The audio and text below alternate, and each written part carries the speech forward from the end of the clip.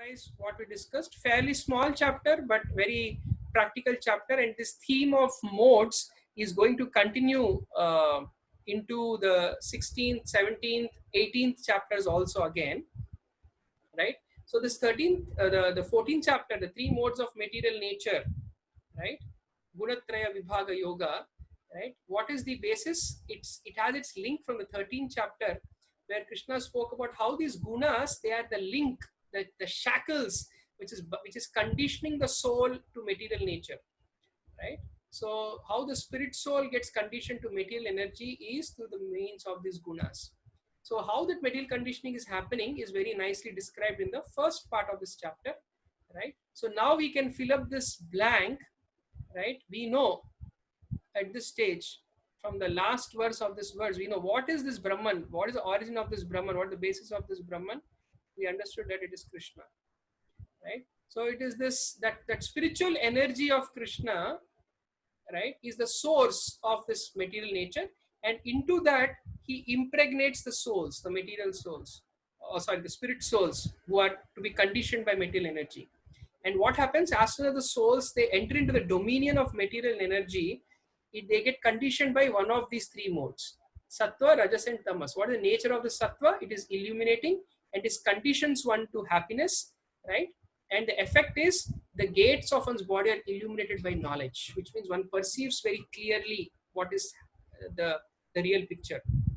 When one is conditioned by rajas, right, then such a person is conditioned to fruitive action. That is a symptom, and they exhibit intense attachment, and they are always endeavoring, and they have uncontrollable desires and hankering.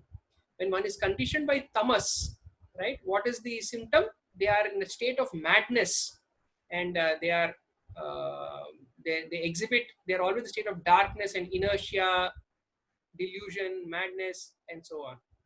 And then further description is given. What about if one dies, one goes to a higher planet, the destination is upper planetary systems, here middle planetary systems, animal kingdom. If in terms of actions they are pure, as for a sattva guna, misery, result is misery for a rajoguna person, and foolishness for a tamoguna, right? And so on. So we saw this further description. And then the next section, the last section of this chapter, how to transcend the modes, is very beautifully described. So what are the symptoms of such a person, right? No, they neither hate nor long for these three characteristic symptoms of the sattva, rajas, tamas. So they are not even longing for illumination. Point to be understood and appreciated there, right? And of course, no attachments and delusions also. And the behavior of such a person is udasina, neutral, dispassionate, and equanimous towards things, people, situations, the dual situations of life. How do I transcend these modes? By unfailing avyabhicharini bhakti, unfailing devotional service that will help one transcend the modes, and that elevates one to status of this Brahman state. What is that Brahman state? A spiritual state. And what it is, a basis of that spiritual state, we understood that Brahman has its origin, its basis in Krishna. So that is how Krishna explains the 14th chapter, which is about the three modes of material nature. So tomorrow we will discuss the 15th chapter.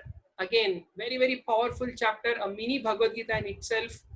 And in that chapter, now that in 13th chapter I understood how the soul is now identifying with matter. You know, the Purusha, the soul Purusha becomes a Kshetragya. Its consciousness gets limited to this limited body. How that limitation is happening, how that conditioning is happening, we studied in the 14th chapter. And it just said, in one verse it said unfailing devotional service. But specifically unfailing devotional service to whom, right? I use the word Bhagavan here, but in the next chapter, that Bhagavan is very clearly described as Purushottama. So the next chapter is entitled as Purushottama Yoga. Very, very powerful chapter, and we'll discuss that tomorrow.